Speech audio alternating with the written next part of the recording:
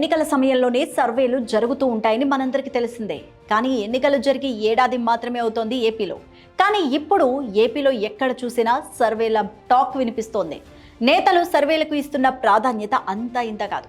నిజానికి సర్వేలంటే ఎన్నికలకు ముందు లేదంటే ఎన్నికలు జరిగిన ఏడాదిలో జరుగుతూ ఉంటాయి. అప్పుడు ప్రజల నాడిని తెలుసుకునేందుకు నాయకులు ఎన్నో ప్రయత్నాలు చేస్తూ ఉంటారు. కానీ ఇప్పుడు ప్రజల మూడ్ను తెలుసుకునే ప్రయత్నంలో భాగంగా ముందస్తు సర్వేలు చేయించుకుంటున్నారు నేతలు.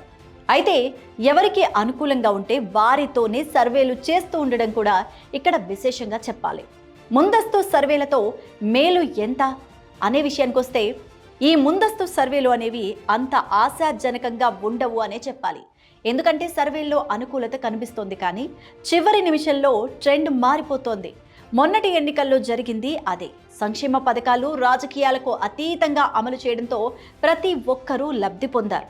స్థానిక సంస్థల ఎన్నికల్లో కూడా వైఎస్ఆర్ కాంగ్రెస్ పార్టీకి మద్దతుగా నిలిచారు. రాష్ట్రంలో ఎటువంటి ఎన్నికలు వచ్చినా ఏకపక్ష విజయాన్ని అందిస్తూ వచ్చారు. అయితే ఎన్నికల నాటికి ఈ సంక్షేమం అనేది పని చేయలేదని చెప్పాలి.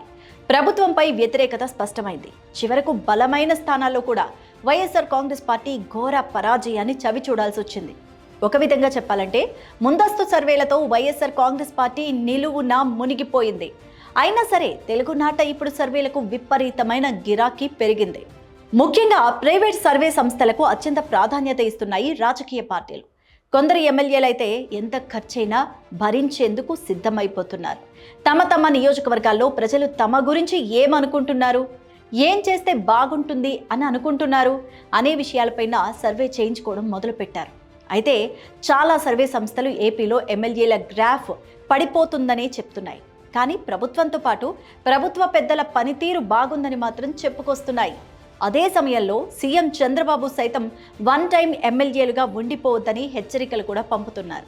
ఒకటి మాత్రం నిజం, ఎన్ని సర్వేలు చేసినా ప్రజాభిప్రాయం ఒకటి అనేది ఉంటుంది. ఎమ్మెల్యేలు మార్పులు రానంత వరకు ఈ సర్వేలు ఎన్ని చేయించుకున్నా ప్రయోజనం అయితే ఉండదు.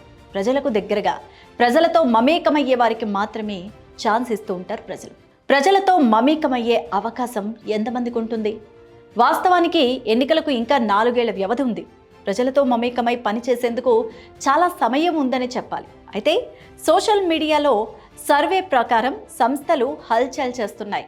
ఖచ్చితత్వం, నిక్కచ్చిగా, నిర్భయంగా సర్వేలు అంటూ ప్రచారం చేసుకోవడం మొదలుపెట్టేశాయి. అవి ప్రజల్లోకి బలంగా వెళుతున్నాయి. అందుకే చాలా సర్వే సంస్థలతో రాజకీయ పార్టీలు ఒప్పందాలు కూడా చేసుకోవడం మొదలుపెట్టారు.